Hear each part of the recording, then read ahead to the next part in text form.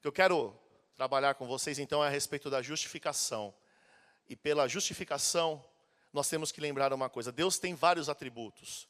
Deus é santo, Deus é bom, Deus é puro, Deus é longânimo, Deus é galardoador, Ele é perdoador. Mas para falar sobre justificação, nós temos que lembrar também que Deus ele é um justo juiz. E que Deus ele está assentado sobre um trono. E Ele está olhando sobre toda a terra, para todas as pessoas.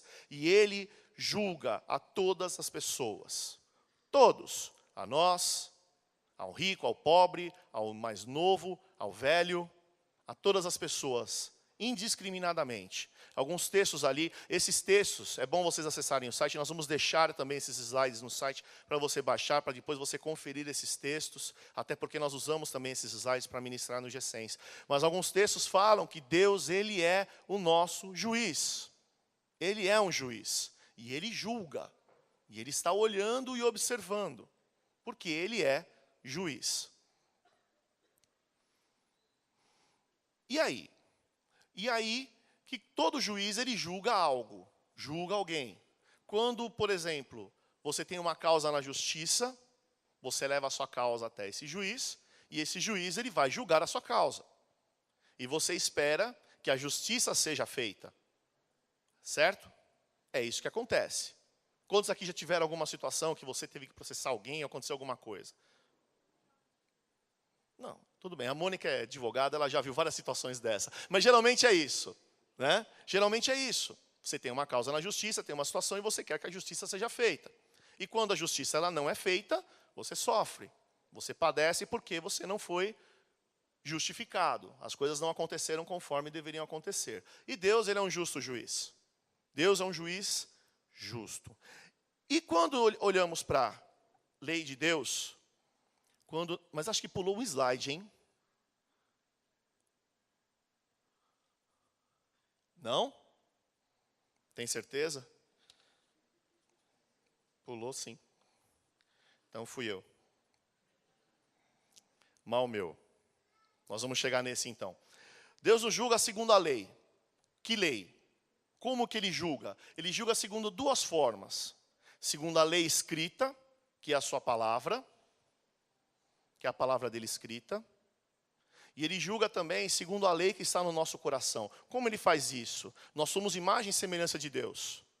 Todo ser humano é imagem e semelhança de Deus. E mesmo sendo não cristão, a lei moral de Deus está embutida no coração dele. Tanto que se você chega em alguém que não é cristão, que não professa a fé cristã, e você pergunta para ele, é lícito roubar alguém? Ele vai dizer o quê? Não. É lícito matar? Não. Por quê? Porque a lei de Deus, moral, está gravada no coração dele, porque ele também é imagem e semelhança de Deus. Então são duas formas que Deus julga. Ele julga pela lei escrita, dois grandes mandamentos que Jesus deixou, amar a Deus sobre todas as coisas, de todo o teu coração, de todo o teu entendimento, e amar ao teu próximo. Sobre essas duas leis está baseada toda a lei. Toda a lei. Então Deus usa essas duas formas para julgar. A questão é, quando nós olhamos para a lei, quando nós olhamos para a palavra e vemos a situação do homem, o homem está condenado. Por que ele está condenado? A Bíblia fala em Romanos 3:23 que por causa do pecado de um homem, o pecado entrou sobre toda a humanidade. Então, todos pecaram. Todos. Tem um texto que fala em Tiago 2:10 que se uma pessoa, ela peca falhando em uma só lei, ela falhou em todas. Em todas as leis. Então, se você falar, não, eu não roubo, mas se você odeia o seu irmão, você é culpado. Você é culpado de toda a lei. Então não tem como. Diante de Deus, todos nós somos culpados. Se observarmos a nossa vida diante das leis, diante dos mandamentos, nós somos tidos como culpados. Porque Deus é um Deus santo, é um Deus justo, que observa a sua lei e julga toda a terra. Então, diante de Deus, quando observamos as leis, o nosso veredito é o quê? A condenação. Se nós observarmos a lei e estivermos diante de Deus, e Deus fizer o veredito diante de nós, observando a lei dele, ele vai olhar para nós e vai falar, vocês estão condenados. aquele que pratica o pecado também transgride a lei. Por quê? Porque o pecado é a transgressão da lei. Quando você peca, você está transgredindo a lei de Deus, a vontade de Deus. Então a nossa condição diante de Deus é o quê? Somos pecadores por natureza, totalmente depravados, perdidos, totalmente perdidos sem Deus. O homem sem Deus, ele é depravado, ele vai e faz as coisas segundo o desejo do seu coração, segundo a sua vontade, segundo o seu entendimento. Eu faço as coisas do meu jeito, porque para ele não há lei. O salmista diz o tolo no seu coração, não há Deus. Então ele sai fazendo as coisas segundo a sua própria vontade. Não considera Deus, não pensa nas consequências. Então o homem faz as coisas segundo aquilo que dá na telha dele. Homens de mente corrompida, o homem escravo daquilo que o domina, já falamos sobre isso. Somos pecadores por natureza. O homem, quando ele pecou, quando Adão pecou, entrou todo o pecado para toda a humanidade, e nós morremos espiritualmente. Então, a nossa natureza está morta. Nossa natureza espiritual morreu. Então, diante de Deus, somos culpados. O que mais acontece quando Deus observa a lei e olha para cada um de nós? Nós somos hostis a Deus. Por isso os pensamentos carnais são inimizades contra Deus, pois não está sujeito à lei de Deus, nem mesmo pode estar. Outro texto, e a vós outros também, que outra hora erais estranhos e inimigos do entendimento pelas vossas obras malignas. O homem sem Deus é inimigo de Deus, completamente inimigo de Deus. Jesus chama os fariseus de filhos do diabo. Vós tendes por pai o diabo, porque o diabo ele é mentiroso desde o princípio. E o homem sem Deus, ele é exatamente isto, filho do diabo. Não nasceu de Deus, precisa de um novo coração, precisa de uma nova vida para que possa ser chamado filho de Deus. Alienados de Cristo. Aqueles que estão sem Cristo, eles estão totalmente alienados de Deus. O homem sem Deus, ele está morto em delitos e nos seus pecados. Mas a grande pergunta é, de tudo isso, tá legal. Diante de Deus, então, eu sou completamente culpável. Eu não tenho como me justificar pelo meu intelecto, pelas minhas atitudes, pelas minhas vontades. Tentar diante de Deus negociar, eu não vou conseguir. Então, a grande pergunta que fica, como pode Deus justificar e tornar justo aquele que diante dele é culpável? Porque Deus é um Deus justo. E ele não pode simplesmente ser injusto, é contra a natureza dele. Tanto que a palavra diz em Êxodo 23:7, eu não vou justificar o ímpio será condenado. Ele não tem por inocente aquele que é culpado. Outro texto, que justifica o perverso e condena o justo, são abomináveis para Deus. Outro texto, eu, o Senhor, não inocento o culpado. Êxodo 34. Então, como é que funciona isso? Como é que eu e você podemos estar diante de Deus, então, e não sermos condenados, mas sermos absolvidos? Pela justificação, por causa de Jesus Cristo. Jesus Cristo, quando ele veio ao mundo, nasceu de uma virgem, pelo Espírito Santo, viveu uma vida aqui como nós vivemos, totalmente sem pecado, justo, sem uma falha, e ele foi o único capaz de cumprir todos os mandamentos de Deus e pagar o preço pelo meu pecado e pelo seu pecado. E quando ele fez isto na cruz, quando ele assumiu a responsabilidade pelos nossos pecados, ele me tornou e tornou você justo. Na cruz ele fez exatamente isto. Ele assumiu a responsabilidade. O veredito para nós foi dado, culpados. A sentença é a morte. E o que ele fez? O próprio juiz foi até a cruz e morreu por cada um de nós. Morreu por mim e morreu por você. Então tudo aquilo que há de maligno, ou houve de maligno em nós, algum dia, tudo isto, Cristo carregou sobre a cruz. E a condenação que haveria sobre nós, a sentença de culpa que haveria sobre nós, foi imputada a Jesus. O único santo, o único que poderia nos salvar. Porque assim como por uma só ofensa veio o juízo sobre todos os homens para a condenação, assim também por só um ato de justiça veio a graça sobre todos os homens, para a justificação que dá vida. Por causa de um homem entrou o pecado no mundo, mas por causa de Jesus Cristo veio a salvação. A sua salvação e a minha está baseada na obra de Jesus Cristo. Você e eu, pecadores, que merecíamos a morte e sermos condenados eternamente ao fogo do inferno, fomos salvos por causa de Jesus Cristo. Foi por causa dele. Você não vai, se você crê em Jesus Cristo, se você confessou a Ele como Senhor e Salvador da sua vida, você está salvo de toda a condenação. Deus olha para você e fala, você é culpado, mas aí Ele olha para Jesus e fala, você está justificado. Você e eu fomos justificados naquela cruz. Isto é tremendo para nós. É maravilhoso, toda a culpa que poderia haver sobre as nossas vidas, por tudo aquilo que já fizeram contra nós, ou fizeram em nós, fizeram que nós cometêssemos, os nossos pecados de omissão, pelo aquilo que deveríamos fazer e não fizemos, pelo bem que deveríamos fazer e não fizemos, e o pecado de comissão, que é aquilo que nós fizemos de mal para alguém ou para nós mesmos, tudo isso Jesus Cristo levou sobre a cruz, e Ele pagou o preço do nosso pecado, para que eu e você fôssemos considerados diante de Deus inculpáveis. Diga para o seu irmão, por causa de Jesus Cristo você é considerado inculpável. O texto de Romanos capítulo 8, versos 33 e 34, diz o seguinte: quem intentará acusação contra os escolhidos de Deus? Romanos capítulo 8, os versos 33 e 34. Quem intentará acusação contra os escolhidos de Deus? É Deus quem os justifica. Ninguém pode mais. Se você está em Cristo Jesus, não importa o que você fez lá no passado, já foi perdoado. Ninguém pode intentar acusação contra você. Nem você mesmo, nem Satanás, nem as pessoas. Se você está em Cristo, se Cristo é o Senhor da sua vida, ninguém pode intentar acusação contra você. Quem os condenará? É Cristo Jesus que morreu, ou antes, quem ressuscitou, o qual está à direita de Deus e também intercede por nós.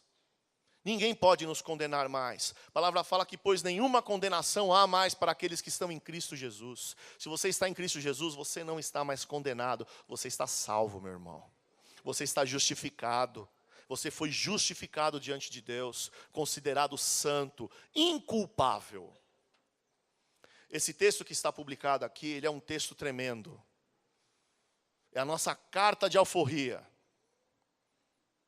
Paulo resume nesses dois textos, em Romanos 3, 23, 24 e 25. Ele resume exatamente a obra da justificação pelas nossas vidas. Ele diz o seguinte: sendo justificados gratuitamente, por sua graça. Como você é justificado? Pela graça, gratuitamente. Como eu faço para merecer o perdão de Deus? Eu preciso fazer algo, eu preciso dar dinheiro aos pobres, eu preciso fazer alguma coisa. Não adianta.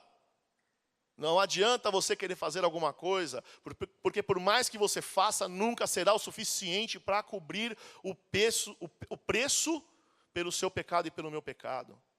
Por isso que foi gratuitamente, pela graça, que significa favor não merecido, mediante a redenção, que é a salvação que há em Cristo Jesus, por causa de Cristo, a quem Deus propôs do seu sangue, como propiciação, lembrando que propiciação é aplacando a ira de Deus, mediante a fé.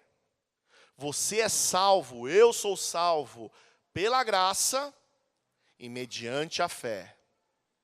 Temos que crer que Cristo morreu verdadeiramente e ressuscitou verdadeiramente por mim e por você.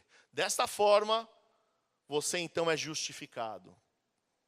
Para manifestar a sua justiça, por ter Deus na sua tolerância, porque Deus ele é um Deus tolerante, para manifestar a sua justiça, Por ter Deus, na sua tolerância, deixado impune os pecados anteriormente cometidos, tendo em vista a manifestação da sua justiça no tempo presente, para que ele mesmo seja justo e o justificador daquele que tem fé em Jesus Cristo. Deus é justificador daquele que tem fé. Você tem fé em Cristo? Você confia plenamente no Senhor? A sua vida está em Cristo? Só você pode responder isso para você mesmo. E eu responder isso para mim mesmo. A pergunta que fica é: você crê em Cristo? Você ama Jesus? De todo o seu coração? De todo o seu entendimento? As suas atitudes, os seus pensamentos levam a isto? Porque uma coisa é a intenção do nosso coração. Nós somos julgados por Deus também, muito mais do que pelas nossas atitudes, mas pela própria intenção do nosso coração. Podemos querer fazer coisas maravilhosas, mas a intenção do nosso coração está errada. Um exemplo. Para que você quer namorar? A resposta correta é... Vou até beber uma aguinha para...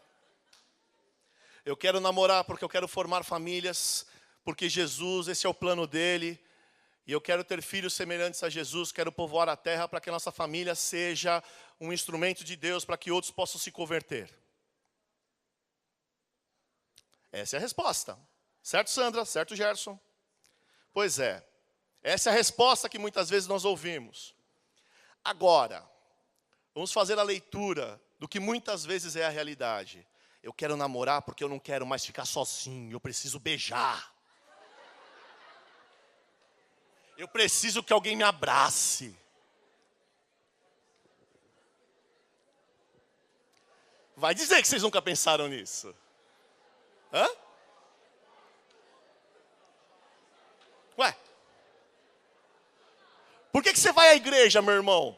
Não, eu vou à igreja, porque lá eu vou louvar ao Senhor. Vou adorar ao Senhor. A grande maioria sim. Mas alguns, lá no fundo eu vou lá para ver se tem alguma mina. Ou a menina, eu vou lá para ver se tem algum mino. Não é? Algum mino. A atitude está correta, está vindo na igreja, mas a motivação está errada. Por que você está ajudando no ministério? Não, eu ajudo no ministério, porque é isso para isso que Deus me chamou. Esse é o desejo de Deus para a minha vida. E pode ser que, na verdade, a intenção do coração seja: olha só como eu sou bom. Estou fazendo mais que muita gente. Nossa, eu faço muito mais que o meu líder. A questão não é você não é julgado pela sua atitude, porque Deus, Ele sonda e conhece os corações. Em Lucas 16:15, Jesus fala: vocês estão se justificando, Ele fala para os fariseus, perante os homens, nas suas atitudes, mas Deus conhece o seu coração, e Ele sabe por que vocês fazem essas coisas. Quais são as suas motivações reais em tudo aquilo que você faz? É para glorificar a Deus? Ou há algo de secreto, alguma outra intenção em cima de tudo isto? Deus olha essas coisas, Ele consulta, Ele confere o profundo do nosso coração. O salmista diz que ainda a palavra nem chegou à nossa boca e Deus já conhece. Ele é o nosso justificador. Deus é o nosso justo juiz. Próximo. Cristo levou sobre si todos os nossos pecados, e Ele mesmo é o nosso justificador. Ele está diante de Deus hoje, intercedendo por cada um de nós, por mim e por você. Amém? Diga para o seu irmão: o Senhor é teu justo juiz. Ele intercede por você.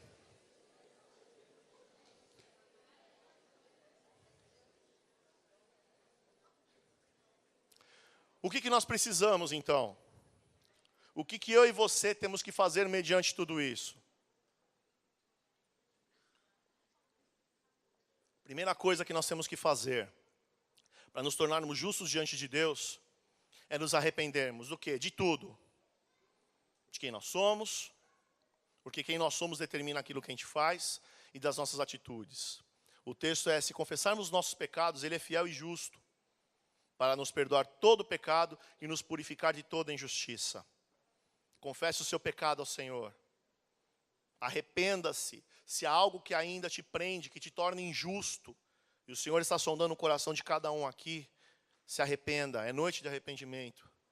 Crer em Jesus Cristo, se você confessar com a tua boca, Jesus como Senhor e Salvador, em teu coração creres que Ele o ressuscitou dentre os mortos, você será salvo. Se arrepender e crer em Jesus Cristo. Quais os benefícios, o que isso vai trazer para nós? O que Cristo conquistou na cruz por cada um de nós? Justificação e perdão de todos os pecados, como nós já falamos aqui. Primeira coisa, quando você confessa a Cristo como Senhor e Salvador, Ele te torna justo. Você se torna herdeiro. Você não se torna uma pessoa à parte. Alguém que não se envolve. Não, isso não é para mim, é para você sim. Você não sabe o que eu fiz na minha vida. Deus sabe. Porque quando você olha para você, você se sente mal. Mas olhe para Cristo. Porque quando você olhar para Cristo, você vai se sentir melhor. Porque é Ele que te justifica, é Ele que dá um novo coração, é Ele que muda as motivações do nosso coração, Ele que muda as intenções do nosso coração. Olhe para Cristo. Ele dá a paz que excede todo entendimento. Quando você é justificado, você passa a ter paz. O texto diz, justificados, pois, mediante a fé, temos paz com Deus por meio de nosso Senhor Jesus. Você passa a viver em paz, você não fica mais em condenação, perturbado. Meu Deus, eu não aguento mais essa pressão, eu não aguento mais essa opressão, eu não aguento mais ceder. Quando você se arrepende e se entrega ao Senhor, você passa a ter paz. E muitos hoje precisam de paz, porque não conseguem abandonar determinados pecados repetitivos. Porque quando olham a sua situação diante de Deus, se veem como condenáveis. Precisam de paz. Salvos da ira. Quando você se entrega ao Senhor, você é justificado, você é salvo da ira. Muito mais agora, sendo justificados pelo seu sangue, seremos salvos da ira, a ira vindoura. Você não estará mais em condenação, mas você será salvo. Louvado seja o nome do Senhor. Livres da lei. É evidente que pela lei ninguém será justificado diante de Deus, pois o justo viverá pela fé. Nem eu nem você vamos conseguir cumprir, mas Cristo cumpriu toda a lei. Por isso, nós cremos e confessamos Ele como Senhor e Salvador da nossa vida. Porque Ele cumpriu tudo em nosso lugar. O que nós precisamos fazer? Crer. Crer e confiar. E Ele vai nos justificar. Santificação. Quando você é justificado, você é santificado pelo Senhor. Ele te torna santo. E esse processo de santificação é dia a dia. Cada dia mais Ele vai trabalhando, vai te moldando, vai te mudando, vai te transformando. Você vai vendo que os seus hábitos já não são mais os mesmos. Você vai vendo que as obras da sua vida, os frutos, são frutos permanentes. Você já não mente mais, já não engana mais. Você já não se esconde atrás de uma máscara. Você passa a viver de forma verdadeira, sem medo. Como eles falaram aqui, testemunharam no G100, abertamente, junto com seus irmãos. Você não se esconde. Não se esconde numa cadeira da igreja. Ou num dia de G100, não deu para ir, fiz outra coisa, mas na verdade você não quis se envolver. Você não precisa disso. Capacitado para todas as boas obras. Aí sim, quando você é santificado, as suas obras são obras verdadeiras. A motivação é a motivação correta. Você vai namorar porque você quer realmente casar, ter uma família e quer abençoar outras pessoas. Vai namorar com alguém que tem propósito, vai casar com alguém que tem propósito. Aí sim a motivação é correta. Não é para satisfazer desejos da sua carne, mas é para ter alguém que vai ficar com você a vida toda, no mesmo desafio ministerial que você tem. Vocês serão glorificados, porque o Senhor Ele nos predestinou, nos chamou, nos justificou e, consequentemente, Ele nos glorificou em Cristo Jesus. Ele conquistou todas essas coisas por cada um de nós. Fecha um pouquinho esse, põe aquele vídeo. Eu queria passar um vídeo para vocês, de um testemunho. Dá para... Quero que vocês prestem muita atenção nesse testemunho. Em seguida eu vou precisar do pessoal do louvor aqui. E nós vamos ter um tempo de oração. Quando eu tinha 15 anos, usei maconha pela primeira vez. Achava que com isso ia ser respeitado por aqueles que eram os meus amigos. Achei que era o cara. Andava só com bandido, traficante, assim vai. Comecei a beber, e bebia muito. Com 17 anos entrei como alcoólico pela primeira vez. Imagina meus pais me carregando pro médico. Que situação. Fiquei um tempo longe de tudo, voltei pra igreja e tentava assim ser melhor, mas não consegui. Comecei a andar de novo com os chamados vida louca. E aquilo começou a tomar conta de mim de uma forma que eu já não conseguia mais trabalhar direito, só queria curtir droga e tudo era motivo de briga. Minha família então começou a sofrer e entrar em desgraça. Tudo que eu tinha eu vi perder. As drogas foi comendo tudo, meu dinheiro, minha casa, meu carro, meu emprego. Fui perdendo tudo, meus amigos, tudo que eu tinha fui perdendo.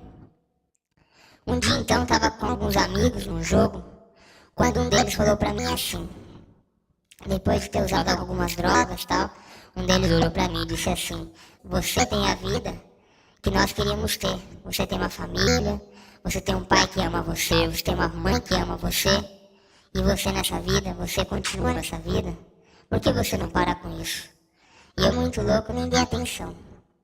Aí vem então a fase mais dura da minha vida, porque a maconha, a balinha já não mais fazia efeito, comecei a usar cocaína. E foi aonde minha vida, aí sim foi pro buraco. Passou um tempo e aquilo foi piorando, eu já não me contentava mais com pouco, queria mais, sempre mais, sempre mais. E aí sim perdi meu emprego, meu pai já não confiava mais em mim, tudo pra mim era droga, tudo pra mim era simplesmente bagunça. Um dia meu pai viu eu saindo da boca, uma boca de tráfico, muito louco, carregado. E ele disse pra mim assim: essa é a última chance que eu vou te dar. Se você não mudar, você vai perder eu e a sua mãe. E mesmo assim eu não dei conta. Eu vi gente se prostituindo por causa de droga. Eu vi gente matando por causa de droga. Eu vi pessoas roubar por causa de droga. Eu andava com o pessoal que chamavam de amigo, que eram os líderes do PCC naquela época em Diadema. Eu andei com traficante, eu andei com bandido, eu andei com prostituta. Eu andei com a pior gente do mundo. E mesmo assim, eu achava tudo isso normal, porque eu não fazia mal pra ninguém, só pra mim. Foi quando um dia meu pai me chamou e disse: a sua mãe ia pular do 10º andar, porque ela ficou sabendo que você entrou em coma alcoólico de novo. E aquilo pra mim foi um tapa na cara, porque eu preferia perder a minha vida do que perder minha mãe. Foi muito difícil, mas daí ela me levou num médico a fazer um tratamento de dependente químico. Foi quando ainda ficou mais difícil a minha vida, porque entrar nessa vida é muito fácil, mas sair dela é muito difícil. Foram quase 2 anos de tratamento, onde eu tomei muito remédio, dei muita cabeçada, meu corpo doía muito, eu brigava muito porque nada estava bom, eu fiquei com os nervos à flor da pele. E mesmo assim eu achava que eu não ia conseguir, Procurei alguns amigos de uma igreja, só o que eu recebia deles era palavra de desânimo, nada dava certo pra mim. Foi quando eu conheci uma pessoa e aí sim a vida começou a mudar. A pessoa que eu conheci, ela é chamada Jesus. Na verdade eu já conhecia ela, que nem fala a palavra, eu conhecia de ouvir falar e não de andar com ela. Foi quando eu procurei uma igreja, procurei os pastores, abri meu coração. E aí juntou o tratamento que eu estava fazendo, mas o meu amigo novo, Jesus, foi quando minha vida começou a melhorar. Foi um caminho dolorido, porque como eu já disse, entrar nesse mundo é muito fácil, mas sair dele é muito difícil. Passou mais ou menos quase 2 anos, quando eu já não estava mais usando nenhuma substância química, já não estava mais andado com o chamado vida louca, uma pessoa me procurou e disse assim: Deus tem um plano na sua vida. E para ele se concretizar só depende de você. E hoje eu sei que eu não preciso de droga, não preciso de amigos que não sejam amigos de Deus. Eu não preciso de nada disso. O que eu mais preciso é de Deus, da minha família e dos meus amigos de verdade. Eu gostaria que cada um de vocês que estão passando por qualquer dificuldade, por qualquer problema, olhasse para Jesus. Porque se lá atrás eu tivesse olhado para Jesus, eu não tinha feito metade do que eu fiz. E hoje na minha vida tem cicatrizes, e cicatrizes não apagam. Eu gostaria de deixar um recado para vocês. Que quando você estiver dentro de algum problema, quando você estiver dentro de alguma dificuldade, lembre-se da cruz de Jesus, lembre-se da crucificação. Porque lá Deus levou todos os nossos pecados, todas as nossas iniquidades. E hoje nós somos perdoados por tudo. Eu sou grata a Deus, porque se não fosse Deus na minha vida, eu não estaria aqui. Provavelmente eu estaria morto, provavelmente minha mãe já estaria morta, meu pai já estaria morto, eu teria perdido o que eu tenho de mais valioso nessa terra, que são os meus pais. É assim, eu sou grata a Deus por tudo e que Deus continue me capacitando a ser cada vez um pouco melhor. E é isso.